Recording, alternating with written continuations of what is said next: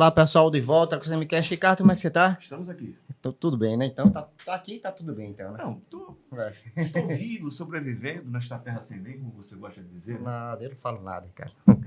A gente tá aqui, Ricardo, e já agradecendo a presença com o hoje vereador Rui Palmeira, mas ex-prefeito, ex-deputado. O Rui Palmeira tem toda uma vida política, toda uma vida política que a gente vai conversar aqui. Obrigado pela presença, Rui. Muito obrigado mesmo, viu? Obrigado, Carlinhos, Ricardo. Estou aqui à disposição de vocês. Pronto. Então, eu falo hoje vereador, mas foi prefeito e eu já queria começar por aí. 2 mandatos. Né? 2 mandatos.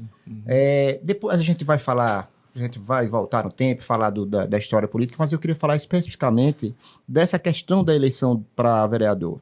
Rui, você saiu da Prefeitura de Maceió com uma aprovação muito boa. Primeiro mandato com aprovação de quase 80%. Segundo mandato, muito bem também.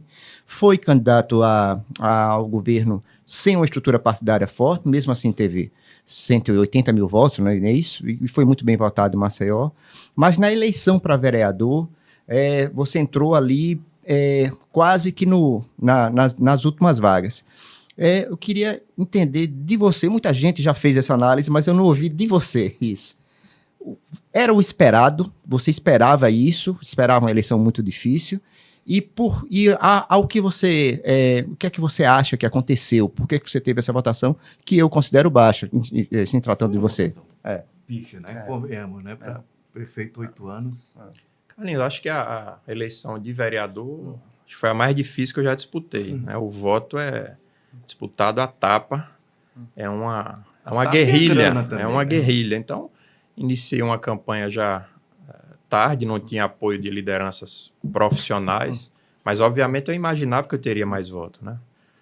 Ao longo da campanha eu fui caindo na real e isso aqui não vai ser o que eu esperava, não. E terminei sendo eleito com 5.600 votos. Realmente foi pouco voto por toda a minha história, por tudo que a gente fez pela estade, que a gente percebe que não... o que você fez no passado vale muito pouco no presente. Né? As pessoas estão olhando ali o eleitor, médio eleitor da periferia, ele está preocupado com o prato de comida na mesa dele, ele não quer saber se foi o Rui que entregou 10 mil casas populares, que entregou a creche que o filho dele está estudando, ou por aí vai. Então, realmente uma eleição muito dura essa de vereador. Maceió é cadastro hoje? Basicamente sim, mas tem também a força dos institutos, né? Fundações. Muitas fundações, institutos ligados a vereadores, que aliás algumas prestam um bom serviço. Mas financiados com dinheiro público. Certamente, com dinheiro público, sobretudo das emendas dos próprios vereadores, e isso obviamente amarra ali uma parte significativa do eleitorado. Veja só, o Eduardo Canão esteve aqui, né, dizendo que a eleição em Maceió, ele já quase desistiu, né, no meio da campanha. Ele está cara demais, cara como nunca. Você gastou quanto na sua campanha? Ricardo, minhas eleições nunca foram caras. Né? Eu fiz uma eleição muito pé no chão. Como eu disse, eu não trabalhei com lideranças profissionais, até porque as lideranças profissionais, mesmo se eu quisesse, eu não as teria. Pelo valor e porque elas já estão amarradas ao longo dos 4 anos, já estão ligadas a algum vereador. Né? Você pega, por exemplo, os conselheiros tutelares, todos têm ali uma vinculação política com algum vereador. As grandes lideranças de bairro da mesma forma. Então, fiz uma campanha certamente bem mais modesta do que a maioria dos meus colegas. Eu acredito sinceramente nisso, mas você quase foi candidato. Não sei se você chegou a pensar nessa possibilidade a prefeito de Maceió. E acho até que você teria mais chances de ter uma boa votação, até ganhar a eleição, e por que não, né? Se fosse candidato a prefeito. Mas foi vetado exatamente por eu não sei se ex-inimigos, adversário, a expressão que você quiser escolher, que foi o senador Renan Calheiros, dito pelo deputado Paulão aqui, né, no Semicast, que ele vetou o seu nome. O Paulão até me surpreendeu, disse: eu defendi o nome do Rui, mesmo sendo de um campo diferente do meu, porque era o melhor candidato, mas o senador Renan vetou. E aí? Olha, Ricardo, eu acho primeiro que o MDB, como tem o governador Paulo Dantas, era natural que o MDB lançasse um candidato. Né? Eu acho que isso aí é muito natural. Segundo, que na eleição passada, para a Prefeitura de Maceió... Colocou...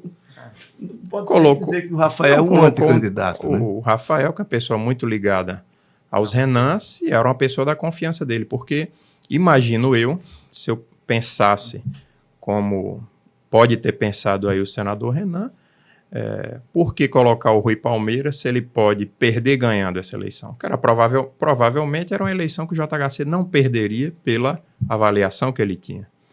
Mas eu poderia perder ganhando, como, por exemplo, perdeu ganhando o Alfredo Gaspar, né? Foi candidato pelo MDB, foi para o segundo turno, não se elegeu, foi bem votado e terminou sendo o deputado federal com a maior votação de Maceió e caminha para ter novamente uma grande votação. Então, acredito que eles pensaram dessa forma, é melhor perder com alguém nosso do que fortalecer alguém que não tem proximidade. É um fato objetivo, ele não gosta de você, nunca gostou.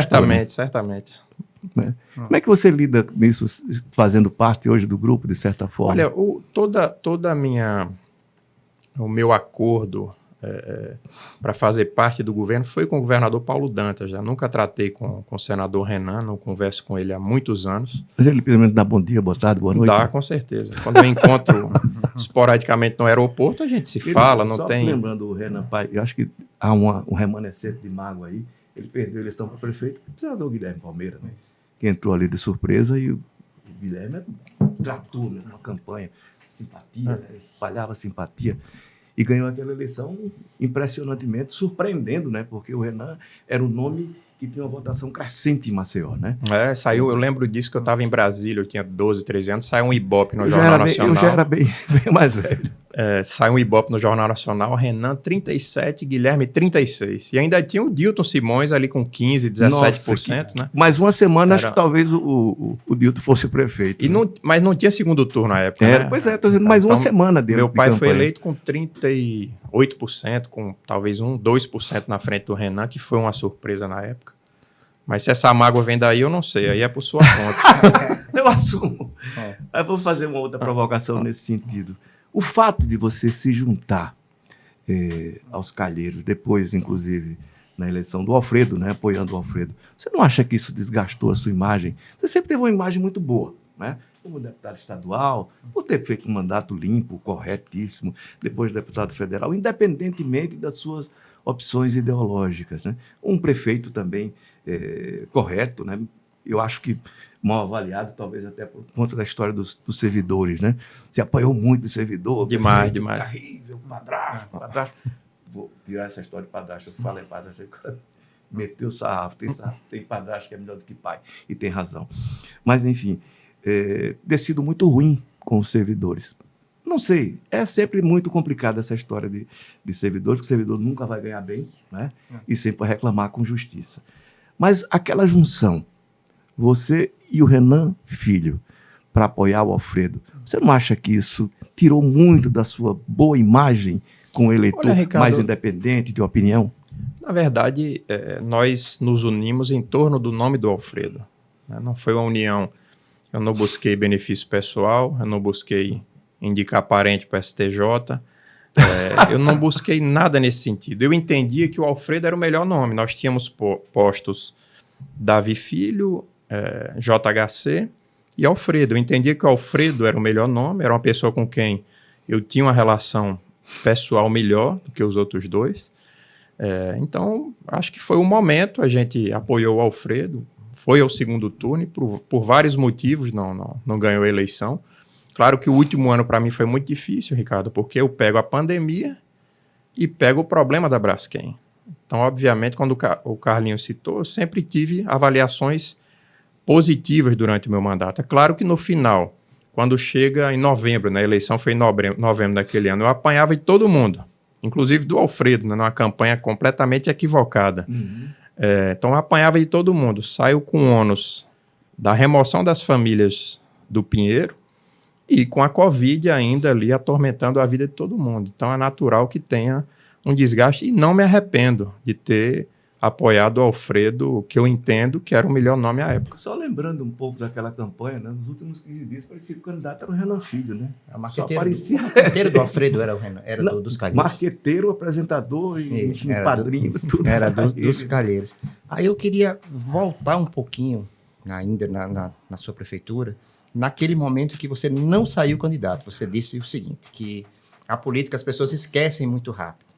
né, do que você faz. Você considera aquele momento que eu acabo, só lembrando ao público, o Rodrigo saiu do Senado e o Renan Filho acabou sim um candidato, sem um opositor ao governo, na verdade é isso. Você poderia sair como candidato a governador e você poderia sair como candidato a senador. Para isso, você teria que sair da prefeitura. Você acha que aquele momento lhe atrapalhou? Você se voltasse no tempo, você faria algo diferente naquele tempo? Não, faria da mesma forma, Carlinhos, porque em 2018, por vários motivos, eu não tinha condições de sair para a candidatura. Até na semana que eu decidi, que eu anunciei que eu não seria candidato, eu tinha uma pesquisa interna, né, feita pelo Paulo Guimarães, um cara muito competente, que colocava uma vantagem para o Renan Filho em relação a mim no estado de somente 9 pontos. Então seria uma eleição dura, a gente estaria no jogo. Mas eu estava com tantos problemas de cunho pessoal, questões administrativas, né? Eu consegui contrair um empréstimo com o CAF, mas por vários motivos, né? Pela mudança de governo Dilma Temer, várias questões que aconteceram no país de paralisia, um empréstimo que eu dei entrada, a prefeitura deu entrada em dezembro de 2015, protocolou o início do processo, que levaria 2 anos, levou 4 anos para a gente colocar a obra na rua. Eu só consegui colocar as obras na rua em setembro de 2019. Então tinha uma série de questões e também achava que boa parte do eleitorado ligado ao PP já estava vinculado ao Renan Filho. Eles votavam no Bill para senador, mas votavam no Renan Filho para governador. Então eu achava que não tinha condições de ir para uma campanha como essa. E para o Senado eu não iria jamais, porque eu sou uma pessoa que sempre fui muito grato ao senador Benito de Lira. Eu não poderia deixar a minha cadeira para ir disputar com o próprio Bill. E não aceitei, por exemplo, uma coisa que eu acho que vocês não sabem. Às vésperas da convenção partidária, o Rodrigo Cunha me procura e queria que eu indicasse como sua primeira suplente minha ex-esposa. E eu disse que eu não aceitava de jeito nenhum, porque ia parecer que nessa balança eu apoiei o Rodrigo e o Bill, mas obviamente, se eu partisse para esse caminho, ia ficar na cara que eu estava ali privilegiando o Rodrigo ao invés do Bill. Eu jamais faria isso. Então não aceitei essa proposta. Ele terminou colocando a mãe do JHC. Mas é uma frustração grande. Eu lembro, eu fiquei no dia que era o prazo limite, e aí, não sei, acho que alguém da sua equipe resolveu fazer uma brincadeira, né? Você sabe disso, da história da imprensa, né? Inclusive, criou-se uma carta, né? Você renunciando, eu recebi isso, mas fiquei desconfiado, né? Tentando falar com você no dia, porque era uma carta dizendo que renunciava e tal para ser candidato. E, enfim, mas isso criou uma frustração muito grande, não é? Para o seu eleitorado. Você não acha que isso também tirou um tanto, enfim, desse apoio que esse eleitorado de opinião, repito, que não é um eleitorado fiel, né? E hoje não consegue eleger um deputado estadual, né? Eu acho que esse eleitorado hoje ele está muito na questão da polarização, né? A gente pega aí um eleitorado da grande Maceió, boa parte dele foi abduzida, né? Está aí no campo bolsonarista. Mas pode ir para o outro lado também, do mesmo jeito, viu, Rui? Tem uma parte que não larga, né? A gente tem aí 2 partes do eleitorado, uma do petismo, outra do bolsonarismo, que estão muito cristalizadas, né? Tem ali um núcleo no meio que fica ali flutuando. Claro que isso me atrapalhou, porque as pessoas queriam ver um confronto para governador entre o Renan Filho e eu. Obviamente, politicamente, isso me atrapalhou, mas eu não me arrependo, porque, repito, eu não tinha condições pessoais e políticas de entrar naquela disputa. Não tem condições pessoais, não é o caso, não vale o sacrifício de uma vida, nada. Mas olha só, hoje, o perfil que se estabelece como grande liderança, se a gente pegar o exemplo do JHC, e mesmo do Lula, é o de comunicador. O grande comunicador sempre teve um peso na história, né, do Brasil. Getúlio Vargas, né, sem dúvida nenhuma, foi um grande comunicador. Juscelino Kubitschek, né, esses caras que foram os personagens principais da história do Brasil, do presidencialismo brasileiro. Você acha que não ser hoje um comunicador tira você a possibilidade de disputar uma coisa majoritária nesse cenário atual? Ricardo, eu procurei, ao longo da minha carreira, não ser um personagem, né? O Rui que está aqui, o que está hoje na Câmara, o que está na rua, o que está em casa, é a mesma pessoa. A gente sabe que hoje há a questão das redes sociais, da tiktokização né, dos políticos, e isso é muito forte hoje em dia, né? E as pessoas vão levar um tempo para perceber que muitas vezes tomar uma decisão baseada em rede social é um erro. A gente pega exemplos recentes, Wilson Witzel, que ninguém sabia quem era, um juiz que virou um super-herói de rede social, eleito caçado por corrupção. A gente pega Pedro Táxi, Mato Grosso, né? Ex-promotor, esse um pouco antes, também termina muito mal avaliado. A gente pega o atual prefeito de Sorocaba, em São Paulo, que é chamado do prefeito TikToker, afastado pela justiça por questões referentes à corrupção. Então, é uma coisa que as pessoas vão decantando aos poucos, mas claro que quem tem esse perfil hoje larga na frente, quem tem uma rede social forte, quem tem esse dom de comunicação, certamente está algumas passadas à frente. Se você me permite, o velho Nicolau Maquiavel já dizia, né, que o vulgo, ele chamava o povo de vulgo, né? Tratava com vulgo, que ninguém considera que ele estava usando isso como pejorativo, né? Julga pela aparência, né? E nada mais aparente do que a rede social. A rede social, né? e são julgamentos muito... rasteiros, sem consistência. Exatamente. Então, é tudo muito... Você pega, a gente está acompanhando aí no Congresso a votação da lei antifacção. Você vê, o próprio relator está ao sabor da pressão das redes sociais. Já mudou o relatório de ontem para hoje umas 3 ou 4 vezes. Então, hoje isso tem uma força muito grande. É difícil a pessoa manter a firmeza das suas convicções quando é pressionado pela rede social, já volta atrás no instante. É a história da hashtag, né? O Congresso é inimigo do povo, né? Que é a única coisa que impressiona nossos parlamentares hoje é isso. A hashtag. Voltar a campanha para o governador. Teve um episódio muito marcante. Pelo menos eu fiquei chocado com aquilo. Lá na Piraca, estava você, candidato a governador, o deputado Antônio Albuquerque, com o filho, que era seu vice, eu não conheço, Arthur, né? A Tereza Nelma e a Teca Nelma. E teve aquela reação, né? Agressiva, bem típica do Antônio Albuquerque. As duas se ressentem muito da sua reação, que foi muito, digamos, amena naquele episódio. Você refaria isso? Não, Ricardo, eu estava ali como candidato a governador, no meio de uma confusão ali, entre duas partes, 2 apoios importantes que eu tinha, e realmente eu fiquei atônito na hora, né? Você não sabe como agir, começa ali uma discussão, e você realmente fica muito difícil agir no momento de uma discussão tão áspera como aquela. Sim. Mas e aí, você acha que não poderia ter feito nada além? O deputado respeita que as duas, enfim, parlamentares... Não, isso eu conversei com ele, falei que ele tinha, no meu entendimento, tinha errado, né? Não tinha necessidade de entrar para o confronto, no privado. Ele, obviamente, discordou de mim, acha que ele foi o desrespeitado, né? Porque ele falou num ponto e a Teca, ele estava com a palavra e lançou uma questão e a Teca reagiu. Então, ficam... cada um com sua versão, mas claro que eu conversei com ele e achei que ele tinha errado naquele momento. Eu vou fazer mais uma observação sobre outra pessoa que fez uma cobrança a você aqui, que foi Eduardo Canuto, né? Ele disse que você tinha sido muito ingrato com ele, né? Na história da liberação dele, né? Enfim, para ser candidato. Você reconhece isso? De maneira nenhuma. Até porque eu não liberei o Eduardo e não liberei ninguém.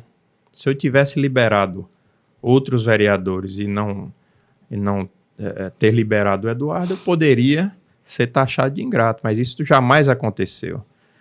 E acredito que o Eduardo foi uma pessoa muito importante no meu segundo mandato, né? Foi um secretário de governo. Tem essa mágoa, mas ele elogia. Acho que ele também, eu acho estranho, porque eu convivi com ele agora 8, 9 meses, né, que ele estava lá na Câmara, ele nunca me chamou para ter essa conversa, ele fica lançando questões pela imprensa, né? Eduardo, quando quiser conversar, eu estou à disposição.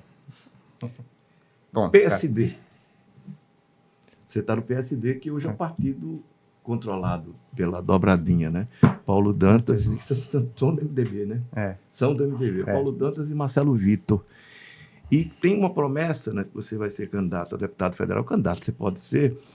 e que eles teriam se comprometido com o Kassab, que tem uma relação já com seu pai, né, com o ex-senador Guilherme Palmeira, que foi uma figura grande em Brasília, né, ao modo dele, né. O Guilherme não era um sujeito muito expansivo, mas era um cara que tinha as relações, ele ampliava muito, porque era de fácil trato, né. O Guilherme era um ótimo conversa. E eu já disse isso a você algumas outras vezes, né. Por mais que eu discordasse dele numa época, ele era do partido da ditadura, eu era contra a ditadura, mas, enfim, era um sujeito absolutamente afável e de boa conversa. E isso gerou essa relação do Kassab com você. Você acredita que eles vão lhe ajudar na campanha? Ricardo, eu nunca vi ninguém abrir mão de voto, né? E não tenho, e nunca ouvi, nem houve compromisso do governador, nem do deputado Marcelo Vitor, de me ajudar em campanha.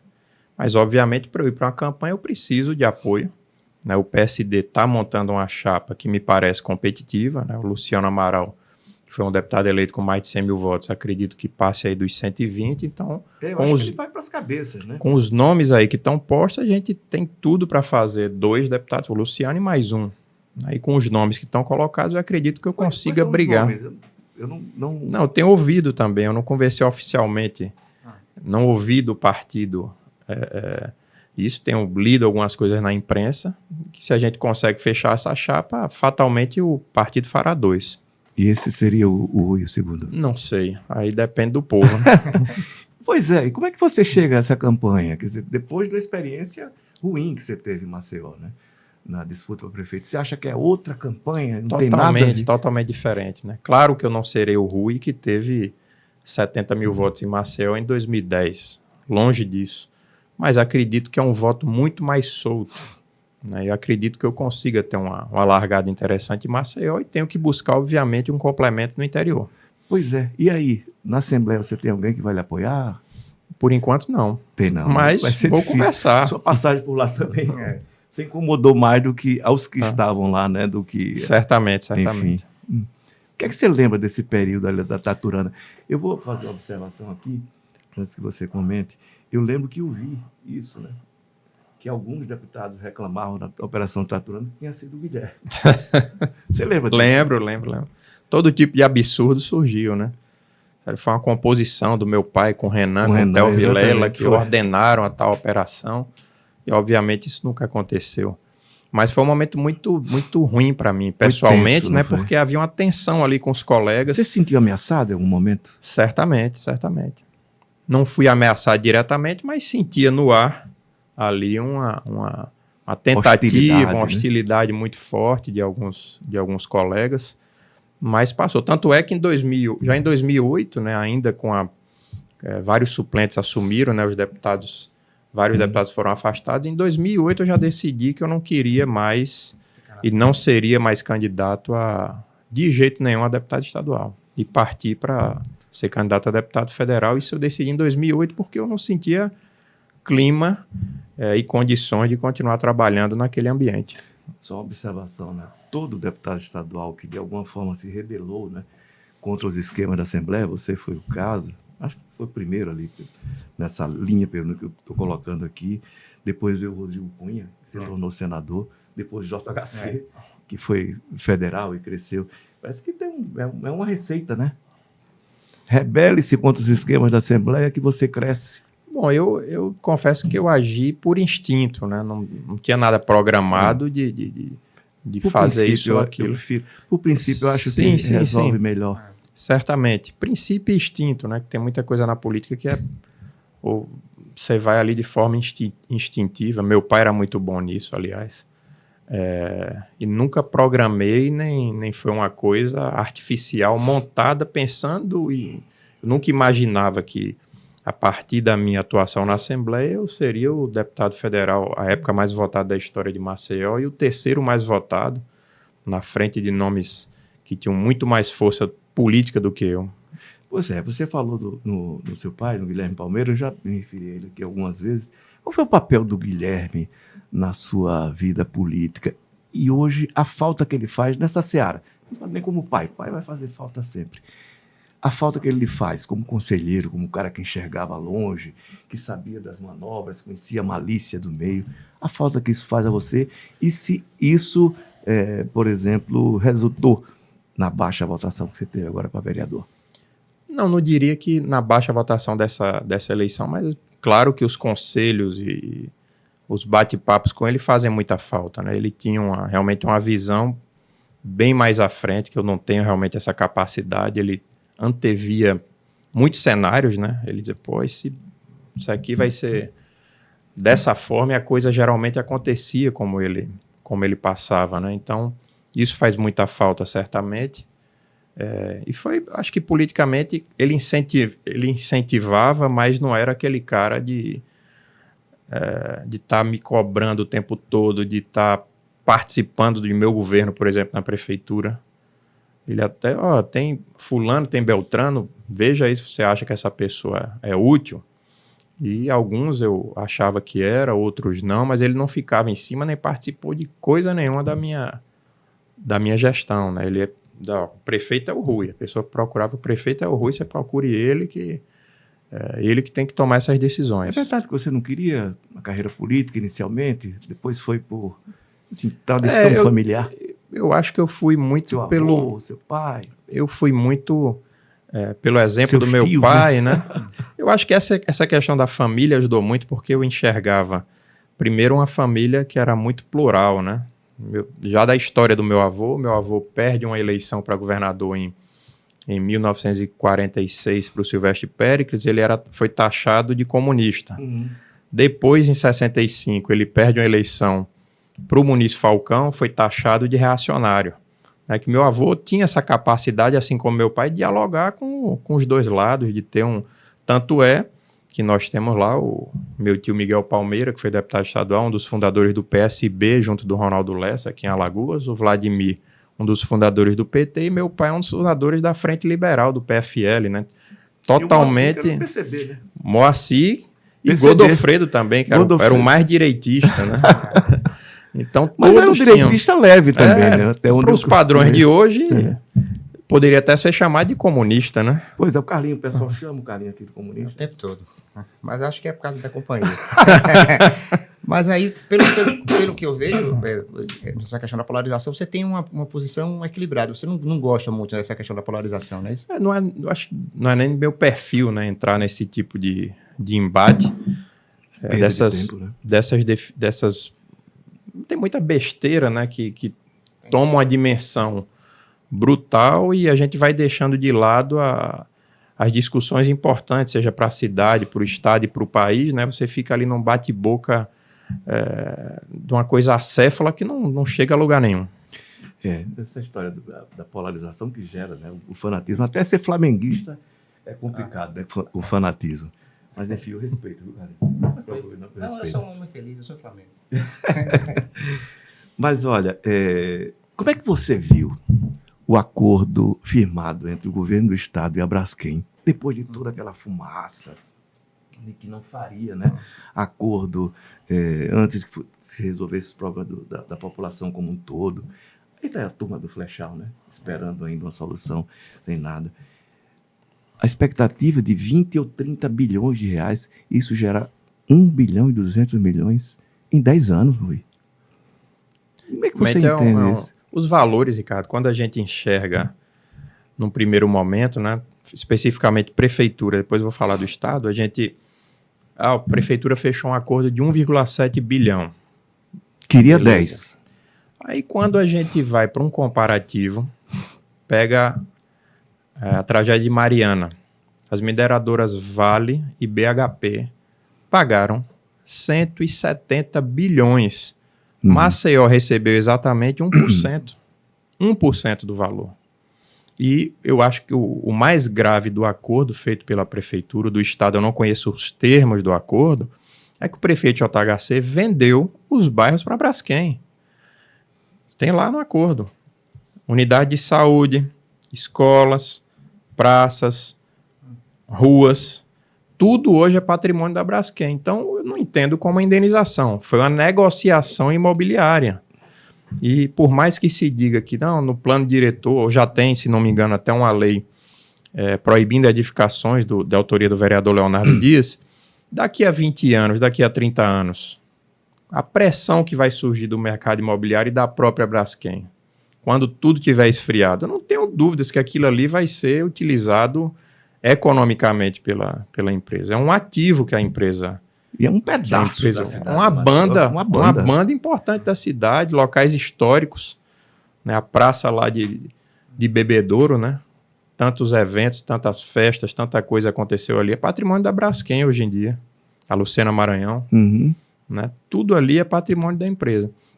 Os termos do Estado eu não conheço, o acordo, mas acho que são valores, pelo tamanho da tragédia, são valores irrisórios. Pífios, né? Porque se você pegar, né, o comparativo com Mariana, são coisas bem distintas, na verdade. Acho que lá o impacto ambiental imediato ele foi maior, mas o impacto aqui, tanto ambiental, que a gente não sabe quando ele vai cessar e se vai cessar, e a questão das 60 mil famílias, que Mariana foi uma quantidade pequena. Houve vítimas fatais, é verdade, mas foi um quantitativo, mortes, né? Um quantitativo muito menor que foi atingido diretamente por essa tragédia. E você comparar 170 com, se você somar tudo aí de estado, de prefeitura, do que a Braskem vem fazendo diretamente, né? Aliás, é uma questão muito curiosa como a Braskem escolhe as empresas, né? Não tem um mínimo de transparência, né? Vem empresa do Mato Grosso fazer obra aqui, que nunca tinha feito obra em Alagoas. Não se sabe. Mato Grosso é ali. É pertinho. Cuiabá hoje em dia é divisa com Maceió. Cuiabá e Campo dos Goitacás estão coladinhos em Maceió. Então, é tudo muito obscuro também nesse contrato da Braskem. Não há um mínimo de transparência da prefeitura. A gente não sabe como esse dinheiro é gasto. Esse dinheiro, imagino eu, que não dure mais muito tempo. E o que acontece hoje é que a gestão do prefeito JHC está gerando custos permanentes e futuros, mas esse dinheiro vai acabar. E é uma coisa que até replica no contrato, né, da Braskem, desse acordo da Braskem com o Estado. Cessam, né, as responsabilidades da Braskem. Futuras, né? Tanto em Maceió como em Alagoas. O governo do Estado também dá por acabar. É uma quitação futura. Pois é, o acordo com o governo do Estado. E é coincidência ou não. Falando de coincidência, eu não acredito em coincidência nessa área, não, tá? Nessa ou qualquer outra. Enfim, relativa à atividade política. A Braskem que divulga. Sim. A Braskem que divulga. Divulgou o acordo com a prefeitura, divulgou o acordo com o governo do Estado e ninguém trata de explicar como se chegou a esse valor. Eu imagino que os argumentos da Braskem sejam extremamente convincentes. Você sabe quais são, Carlinhos? Não sei. Você não sabe, rapaz. Você deve saber. Rapaz, pouco sei da questão dos bastidores desses acordos, né, cara? Queria saber um pouquinho mais, inclusive. Você acha que justifica um valor como esse? Acredito que não. Pelo tamanho da tragédia. Nem do Estado, nem da Prefeitura. Os valores são nenhum, não. Se você... E outra coisa, essa história de dizer só depois que resolver o problema da população, isso é uma balela. Isso é pura demagogia. Até porque, né, Ricardo, quem saiu dos bairros afetados, né, foram indenizados de forma coercitiva pela Braskem. Não tem aqui 20 mil de dano moral, se não quiser vai para a justiça, e o cidadão comum sabe que se for para a justiça contra uma mega empresa como a Braskem, isso vai levar quantos anos? Com o risco ainda de perder. Se bobear, ainda pagar uma indenização, ainda pagar uma indenização para a Braskem. E as pessoas que saíram do Pinheiro, a pessoa lá que tinha seu apartamento quitado, saiu, os preços em Maceió já tinham disparado, então a maioria das pessoas saíram e viraram devedoras. A pessoa tinha seu imóvel quitado, saiu para dever. Isso é muito injusto, né? Então, vamos entrar no assunto, né, da prefeitura do JHC. E aí eu já quero pegar o gancho da Braskem. Você acha que esse valor que a Braskem deu à prefeitura impactou positivamente a gestão do JHC em relação à sua? Você teve problemas financeiros, né? Até você já falou na busca do empréstimo e tudo mais. Você acha que esse dinheiro fez com que o JHC pudesse realizar mais obras? Você vê algum mérito na gestão do JHC? Certamente, acho que são gestões que são, você comparar, são momentos completamente distintos de país, para começar, né? Eu fui prefeito num período que a gente teve Dilma, Temer e Bolsonaro, que nós vivenciamos a maior retração econômica do país nos últimos 30 anos, né, durante o governo Dilma ali. Muito complicado. A receita de Maceió, 40% dependia do FPM. Com a retração econômica, desaba a receita de Maceió. Se você pegar o comparativo com outras capitais aqui perto, o servidor público mesmo, que malha demais o Rui Palmeira, se você comparar com outras cidades aqui perto, Natal atrasou folha de servidor, Aracaju atrasou folha de servidor, São Luís do Maranhão atrasou, a cidade do Rio de Janeiro, quem não lembra, filas quilométricas de servidores ficaram 4, 5 meses sem receber para receber uma cesta básica. Então a gente conseguiu pagar rigorosamente em dia servidores e fornecedores. A gente conseguiu deixar muito recurso para a obra, prefeito JHC. Só de moradia popular, a gente deixou 6 mil moradias contratadas, com obras iniciadas. O prefeito JHC, em 5 anos, não contratou uma única moradia popular. Estava em curso, né, já foi aberto, inclusive, recentemente, um novo edital do Minha Casa Minha Vida, e Maceió não participou. Por que eu não sei. Deixamos várias obras que estão hoje em andamento com recurso do financiamento do CAF, a exemplo do Renato Salgadinho, a exemplo de obras de esgotamento sanitário. Essa obra do Salgadinho é fantástica. Viu? Salgadinho, e não é só Salgadinho, viu, Ricardo? Porque ele acaba também com aquele problema do Águas Férreas, em Cruz das Almas, que o pessoal já chamava de Salgadinho 2. É uma obra eles estão chamando de obra, a maior obra ambiental da história. Eu não concordo muito, acho que é uma obra de requalificação urbana, tanto da região do Salgadinho quanto do Águas Férreas, vai mudar completamente. Isso foi graças a um trabalho que nós começamos em 2015, né, com o financiamento do CAF, deixamos o projeto pronto. Quando o prefeito JHC assumiu, eu soube que ele queria cancelar a licitação, fazer de novo, e foi aconselhado a seguir com a licitação, e continuou com a licitação e com o contrato que veio da nossa gestão. Então ele recebeu muita coisa em andamento, né, obras aqui de esgotamento sanitário no litoral norte, que a gente deixou também um recurso do CAF, que a obra agora voltou, ficou parada um bom tempo, voltou ali em Guaxuma, Ipioca, Riacho Doce, previsão de uma estação de tratamento de esgoto na região de Saúde. Deixamos a avenida que ele já entregou, a Avenida Marília Mendonça, recurso do CAF, pavimentação de ruas na Santa Lúcia, no Clima Bom, Jardim Saúde, Campo dos Palmares, todo aquele pedaço ali divisa com Rio Lago, recurso que nós deixamos, Vilagem Campestre 2, recurso, esse recurso federal. Então a gente deixou muita coisa em andamento e, claro, quando você recebe um doping de 2 bilhões de reais, você vai botar obra na rua. É o que ele tem feito. Agora, o que eu me pergunto é se no curto prazo, primeiro, Maceió pensou em criar um fundo, com esse dinheiro da Braskem, pensou em criar um fundo para dar manutenção a esses equipamentos? Maceió pensou alguma coisa, alguma ação para reduzir os custos futuros da prefeitura? Por exemplo, pode-se pensar numa usina fotovoltaica para abastecer escolas, unidades de saúde e outros equipamentos públicos. Nada disso foi feito, nada disso foi pensado, e o que está se fazendo é gerando custos como se não houvesse amanhã, e esse amanhã vai chegar, esse dinheiro vai acabar. Eu acredito que em 2027 o município comece a ter muitas dificuldades. E claro, não é só esse recurso. Com esse recurso, qual era o grande problema do município de Maceió que nós tínhamos em relação a, por exemplo, a financiamentos internacionais? A nossa capacidade de endividamento. Era a chamada poupança interna. A gente não tinha poupança interna, era o famoso ação de comenda. Entrou, paga folha, paga isso, paga aquilo. Então a gente não tinha poupança interna. No momento que você recebe uma botija da Braskem, mesmo que não seja diretamente com esse dinheiro, mas o dinheiro que você investiria em ações de infraestrutura, você monta ali a poupança interna, acabaram os problemas de Maceió. E aí toma empréstimo também, mesmo com mais de 2 bilhões, né, direto e indiretamente da Braskem, Em junho, a Câmara aprovou mais 2 empréstimos. 1 bilhão e 200, né? 1 bilhão. Já tinha aprovado um empréstimo de 400 com o BRB. E dizem que tem mais empréstimos vindo por aí. Então, mesmo com toda essa dinheirama, ainda vem mais dinheiro. Logo, logo, as parcelas começam a ser quitadas.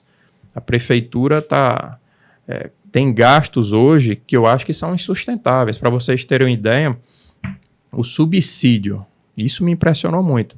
O subsídio que está sendo pago às empresas de transporte público, em setembro desse ano eu estou falando, então em 9 meses do ano, já estava em 98 milhões de reais. Então esse ano a gente passa fácil de 120 milhões de subsídio. Na minha época a gente pagava 5 milhões por ano. É claro que você traz benefício para a população, ele segurou o preço da passagem, tem ônibus com ar-condicionado, mas tudo isso tem um custo embutido que as pessoas não estão enxergando. Lá na frente, não precisa ser muito na frente não, mas a partir de 2027 o município vai ter caixa para bancar isso tudo. Então são questões que realmente preocupam. Para mim, eu não tenho vocação nenhuma para gestor, absolutamente nada. Então, o que eu vou dizer aqui, desconsidere, mas eu teria priorizado educação, que é um problema seríssimo, né, em Maceió. Foi um problema que você enfrentou. Você teve uma ótima secretária de educação, sem dúvida nenhuma, né? E continua, né? No dia em Maceió. A crise que não acaba nunca, melhora, passa. E não se viu esse investimento na educação. Ricardo, e lembrando, viu, foi outro recurso que a gente deixou nos cofres da prefeitura 300 milhões de reais do precatório do Fundef, que a gente só conseguiu no último ano. Esse dinheiro deve ter entrado nos cofres da prefeitura em junho ou julho de 2020, no meu último ano. E a gente achou por bem não mexer nesse dinheiro. Deixa ele para ser futuramente investido. Publicamos um decreto e separamos os 60% dos profissionais da educação, deixamos outros 120 milhões para obras, 118 milhões, alguma coisa para obras. Boa parte dessas obras eu tenho visitado, obras paradas, obras atrasadas. Tem uma escola, a obra começou em 2021, era para ser entregue em 2022, já está na 4ª ou 5ª empresa. Entra uma empresa, desiste, entra outra e vai e contrata, e ninguém sabe o que acontece com essas licitações do município. Então a gente ainda deixou esse recurso adicional para a educação. Boa parte dessas creches que ele tem feito é com esse recurso do precatório do Fundef, que aliás foi uma luta silenciosa nossa também. Eu tive 2 ou 3 vezes no TRF lá em Recife. Quando chego lá tinha um parecer do relator era contrário aos interesses de Maceió. E a gente argumentou com o relator, que era o desembargador do cearense, inclusive aqui os desembargadores que representam Alagoas, Dr. Paulo Roberto, Dr. Paulo Cordeiro, foram muito importantes, ajudaram muito nessa... Tem o Rubens também, né? O Rubens não estava ainda na época. Não estava. Na época ele não estava. 2019, acredito eu.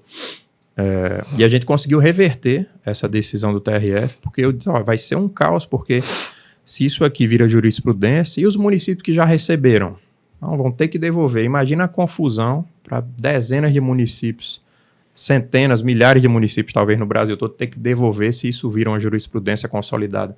E a gente consegue e deixa esse recurso, que parte dele está sendo investida hoje pelo prefeito de JHC. Você falou numa luta silenciosa, mas você chega na Câmara cantando Raul Seixas, né? Não foi? A sua moça que pulou na sua sopa, né? Você foi com esse intuito, eu vou ser a voz crítica em relação à administração JHC, que aliás, é um papel fundamental, né? Que a Câmara há pouco exercia. Aliás, o MDB elegeu uma bancada para o JHC, né? Já tinha acontecido enfim, no mandato anterior. Você entrou com esse objetivo de fazer oposição, digo, oposição porque você tem conhecimento, você tem conteúdo para fazê-lo? Cara, eu acho que eu tenho ajudado fazendo Também oposição, porque primeiro é interessante que quando a gente vai a algumas fiscalizações, eu vou mostrar, por exemplo, essas escolas que estão com obras abandonadas, já conseguimos em várias que essa obra fosse retomada. A Casa do Autista, mostrei, 15 dias depois voltou. Praças que a gente mostra, rapidamente eles correm ali para retomar essa obra. Acho que é uma forma que a gente tem de ajudar a cidade também. E claro, estou levantando várias questões e vários aspectos da gestão do JHC com os quais eu não concordo. E acredito que eu tenho feito um bom trabalho, haja vista as reações que o prefeito JHC tem tido em relação a mim. Principalmente por conta da história do IPREV, né? O Exatamente. IPREV é grave aquela situação. É um master problema. É uma retaliação, então. Com certeza é uma retaliação. O prefeito, o prefeito JHC, ele tem muita dificuldade com o contraditório. É difícil quem está no poder não tem, né? É difícil, mas acredito que na situação dele ele é um pouco mais radical nesse sentido, haja vista a quantidade de processos que ele processa jornalista, processa blogueiros, processa adversários, mas me não processou. É só esse processo jornalista não, né, cara?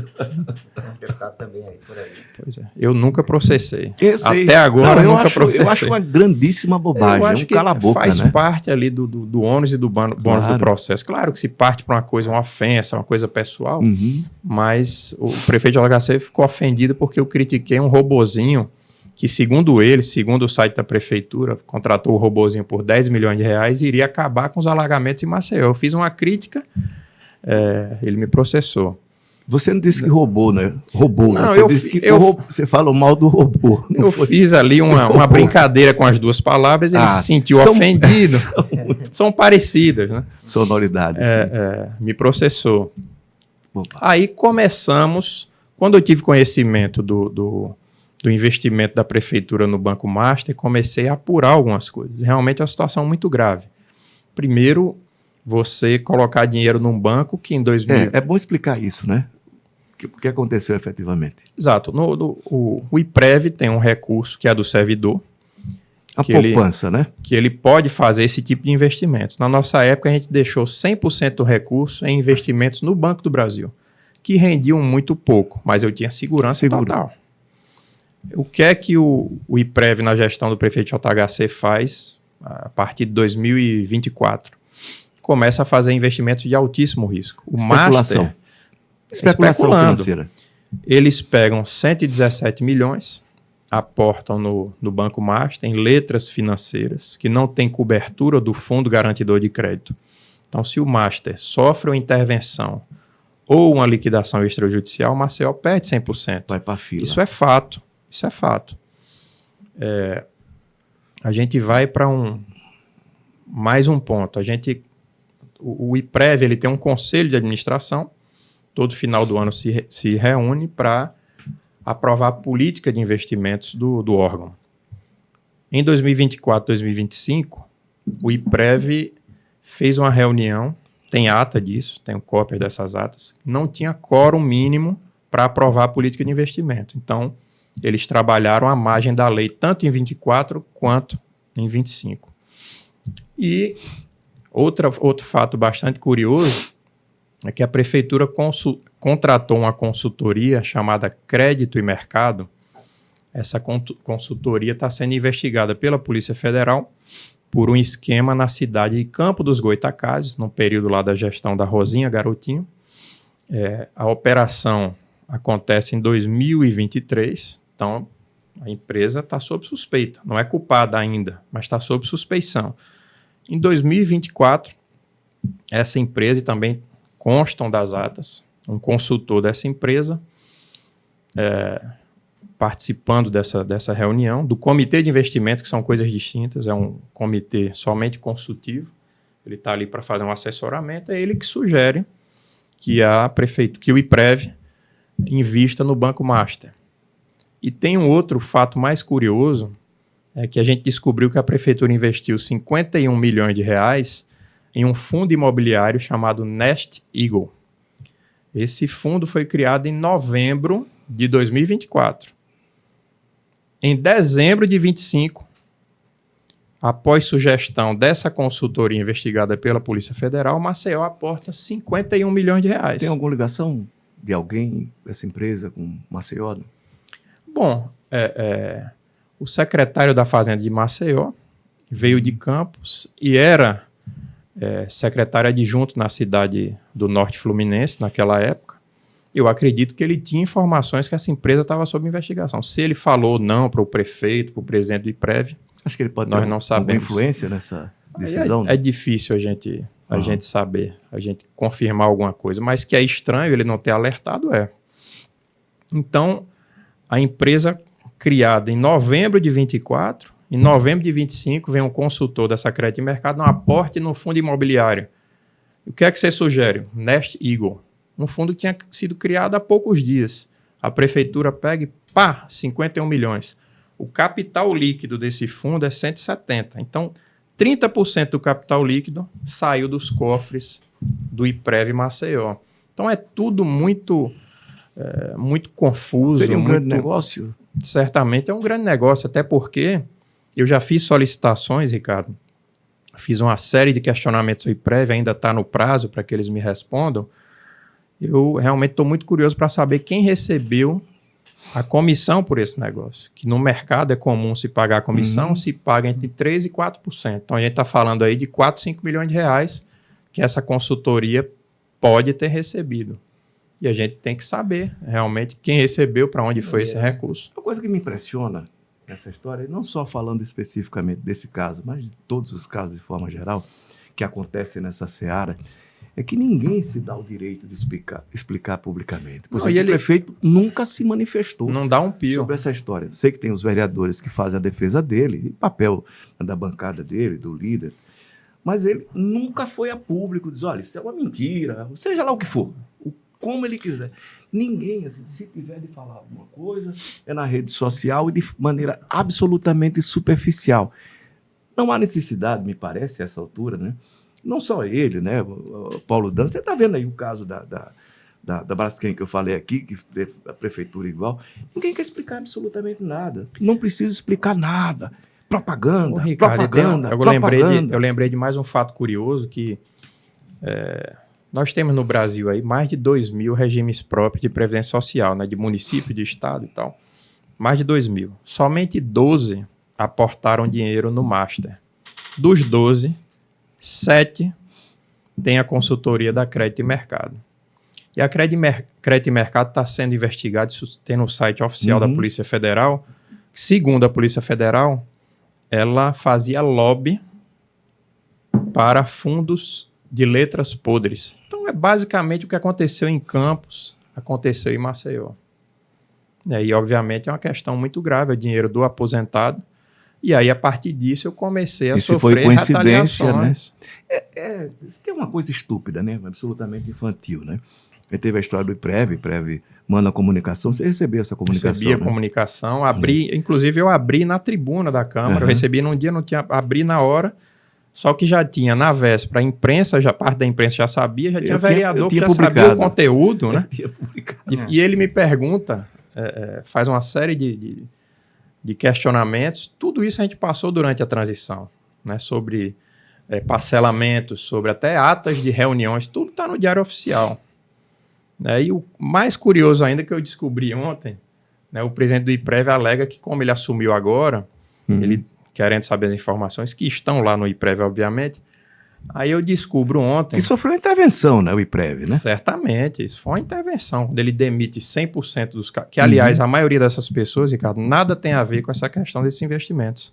Os servidores que estavam lá, os servidores comissionados e alguns efetivos que estavam ocupando alguns cargos, nada tem a ver com isso. Isso foi uma decisão dos cabeças do órgão.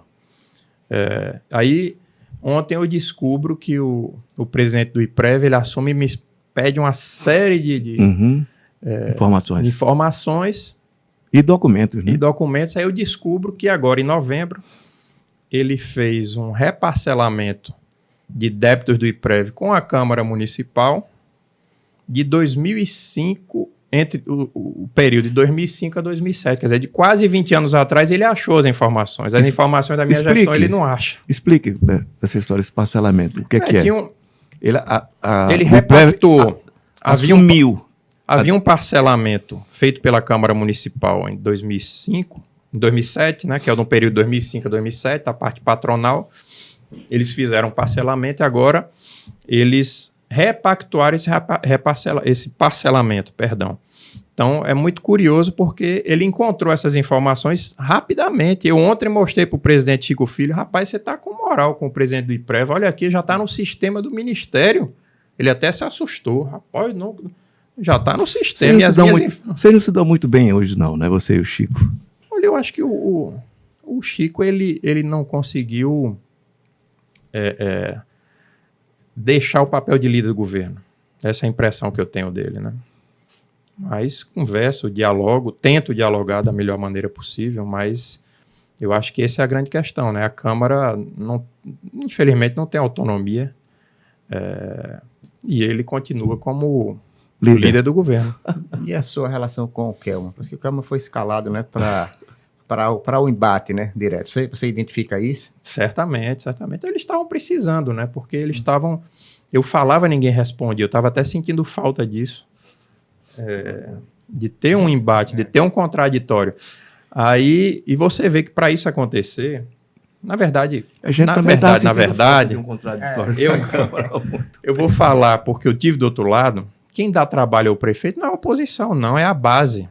A base aliada é essa que dá trabalho ao prefeito. Eu estou fazendo cosquinha ali. Quem dá trabalho são os vereadores da base. Por quê? Porque você pode ver que o prefeito tentou votar a LDO e 2 empréstimos, acho que em julho, no período de recesso, foram 4 tentativas. Esvaziaram propositalmente as sessões. Gente da base. Vereadora T que eu estávamos lá para votar. O leão rugiu, né? O leão rugiu. Com certeza. Foi preciso que o prefeito desse uma canetada, algumas canetadas em 3 vereadores para a base no tranco. Demitiu, né? E votar. Então, demitiu, quem dá trabalho não é a oposição, não, é a base. Mas em relação ao Kelman, eu tenho uma relação muito boa com ele, me dou bem com ele. O Kelman ele disse que gosta muito de você e tal, mas infelizmente... Mas é o papel dele, e sempre converso, história, né? Brinco com ele e diz, Kelman, acho que a gente vamos para o embate, mas manter o respeito, claro. Assim como eu mantenho a todos os colegas, né? Tem colegas que estão ali também cumprindo missões do prefeito e tem que contra-argumentar comigo, e eu sempre converso, vamos manter o respeito pessoal, né? A questão oposição e situação, a gente tem que respeitar as escolhas de cada um, né? Mas o pessoal fica realmente incomodado com alguns discursos e daqui a pouco querem proibir que eu fale sobre alguns temas, né? Porque o prefeito tá master aperreado, então a turma realmente... Um pouco de humor, né? Tem que ter também, claro, né, Ricardo? Claro. Veja só, você está confirmando uma coisa que seu pai me disse uma vez, e eu vi pessoalmente ele exercer isso, é que em política você não faz amigo, você não tem amigo, você tem boas relações, é civilizado. Você confirma isso hoje quando você chega na Câmara, viu tanta gente que rumava com você e de repente ali vira seu adversário? Mas, Ricardo, isso realmente eu acho que foi o privilégio de convivência com meu pai. Eu consegui acompanhá-lo no momento que ele estava na alta e na baixa. Ali você via quem eram os verdadeiros amigos. Então, para mim, o choque não foi tão grande, porque ele já me alertava, né? Eu já tinha essa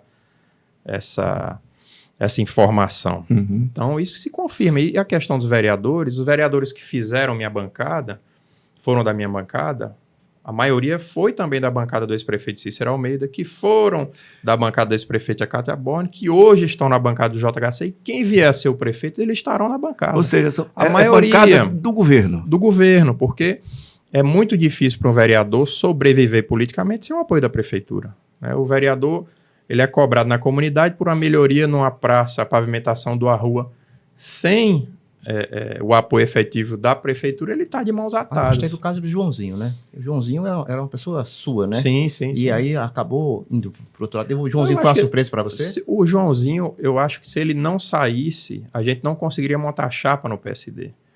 A decisão dele de buscar outro partido foi correta. Eu só acho que faltou uma comunicação prévia em relação a mim. Eu acho que era ele ter falado logo, estou conversando com o MDB e o meu caminho é buscar. Porque se ele fica aqui, ou se a Teca fica, a gente dificilmente montaria a chapa. Essa é a grande verdade. Então, eles buscaram o caminho da sobrevivência política. Ele estava muito constrangido quando mudou. Eu acho que a grande falha nesse processo é que ele não, de forma antecipada, me comunicou. E se dissesse, falei, boa sorte e cuide. Até porque eu já estava na minha cabeça pensando na minha própria candidatura, e para isso era preciso que ele deixasse o partido para a gente atrair outras pessoas para sonharem com a possível segunda vaga no PSD. Você está preparado para ver suas contas rejeitadas pela Câmara Municipal de Maceió? Preparadíssimo. Você sabe que isso vai acontecer, né? Fatalmente, né, Ricardo? Mas eu tenho recebido a solidariedade de vários colegas, né, que têm me procurado e têm conversado. Obviamente, o prefeito não mandou as contas para serem analisadas. Aliás, a Câmara nunca analisou contas de prefeito, né? Ela aprovou as contas tem o primeiro dia, essa primeira vez. Ela aprovou as contas do JHC numa tacada só, 22, 23, 24, se não me engano, numa sessão relâmpago. E a ordem do prefeito é para que as minhas contas sejam rejeitadas. Não há vingança, uma vendetta. A impressão que eu tenho, sabe, Ricardo, quando eu vejo essas atitudes do JHC, eu sempre lembro da minha infância, que acho que todo mundo teve um amiguinho, quando você tinha ali 11, 12 anos, já jogar bola, né? Eu ainda tive o privilégio de morar no Farol, num período que a gente misturava as classes sociais, não tinha isso, todo mundo jogava. E sempre tinha aquele menino amarelo, que era o dono da bola, quando ele estava ganhando, estava tudo bem. Quando ele perdia um jogo, ele não ia embora simplesmente, não. Ele ia embora e levava a bola. Vou acabar com o racha porque eu perdi. Essa é a minha impressão de JHC, aquele menino amarelo que não sabe perder. Então ele começa com esse tipo de vendetta política, né? Mas vai ficando muito evidente, né? Não sei que reflexo isso tem no eleitorado, mas fica muito evidente que é vingança, né? Certamente. Enfim, eu escrevi sobre isso, não, mas é uma bobagem, né? Você vai se vingar. Qualquer um, disse aqui em off, vou dizer agora, qualquer governante em qualquer instância, se tiver suas contas esmiuçadas, não tem jeito. Vai se encontrar problema e, enfim, pode acontecer com a Dilma, né?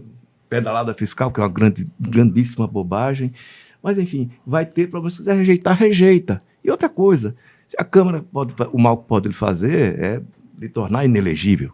Parece que o objetivo é esse. Exato. Parece que essa é a grande vontade do prefeito JHC. Já foi medido, inclusive, por alguns vereadores, né? Que ele realmente está ensandecido, né? Está master estressado e quer descontar em cima de mim com essa possível rejeição das contas. Agora, espero que a Câmara proceda de forma regimental, constitucional. No momento que eu for notificado, vou apreciar essa análise e vou fazer minha defesa. E futuramente vamos tomar as medidas jurídicas cabíveis se forem necessárias. Como é que foi o Rui bater na mesa? Ricardo, não é seu estilo, né? Não, eu acho que... Fleumático. Eu acho que talvez tenha sido uma terceira ou quarta vez que... ano que vem eu completo 20 anos de vida pública. Foram pouquíssimas vezes que eu perdi o controle, realmente. E me desculpei com os colegas.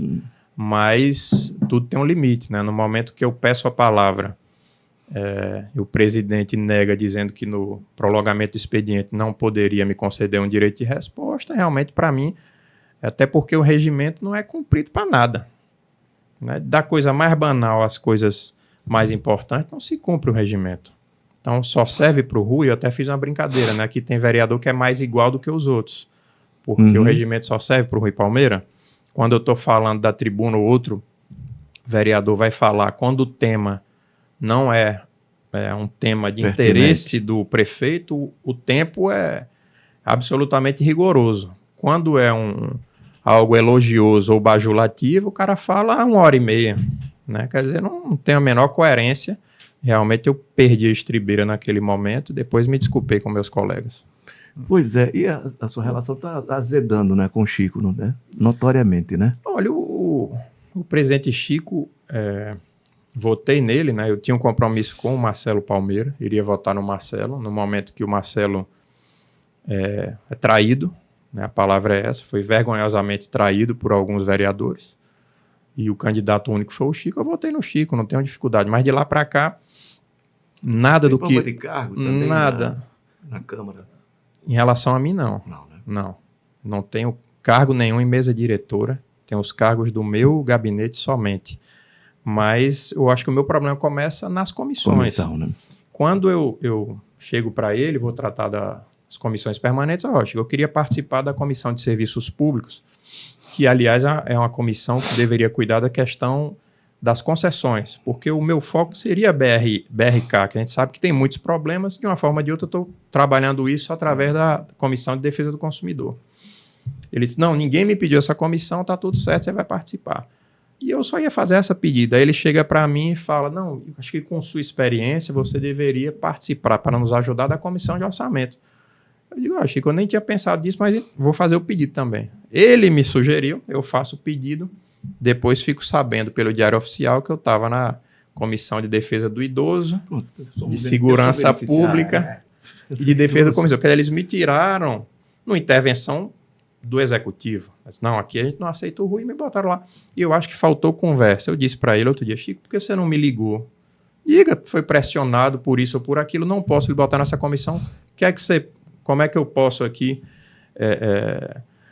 lhe beneficiar de alguma forma em outra comissão? Mas faltou isso tudo. Então começou realmente a ficar um clima ruim ali entre o presidente e eu. Então, Ricardo, eu vou fazer aqui uma chegamos já mais ou menos ao final, vou fazer aqui uma última pergunta e depois eu passo para você finalizar. Depois você vai explicar a sua história do Tatu, que você levava a bola para casa. Né? Não, Tatu é o grande amigo de infância, o assessor aqui do Rui Alexandre, amigo, filho do seu Osnaldo, ali numa época que Jacarecica, você falou do Farol. Mas você era dono da bola? Nada, não era bola. Aliás, eu era muito ruim de bola. Mas, enfim. Rui, está se desenhando uma eleição, e eu vou falar com o Rui, o analista político, a pessoa que vive na política. Uma eleição entre JHC e Renan Filho, no próximo ano, que seria uma eleição, né? Dois grupos. Você acredita nesse embate? E segundo, tendo-se esse embate, você acredita em quem poderá sair vitorioso? Se esse embate viesse a acontecer, seria uma eleição muito dura, muito disputada. Viesse, porque eu não acredito que ele vá ocorrer. Eu acho que o JHC, imagino eu, que não será candidato a governador. Se for candidato, vai para o Senado. Essa é a minha visão. E o próprio Renan Filho hoje é um ministro que está bem avaliado, bem posicionado, tem a confiança do presidente Lula. Aí eu fico imaginando, ele vai deixar o ministério para voltar a lidar com os problemas de um governo do Estado, de segurança pública, greve. Eu tenho minhas dúvidas. Não, uma assembleia hiperanabolizada. Então, são vários... Fechada, né? São vários problemas. Eu fico pensando, será que o Renan Filho vai deixar? Né? Que ele é senador licenciado, está no Ministério dos Transportes. Então, eu tenho minhas dúvidas se esse embate vai realmente acontecer. Tá bom.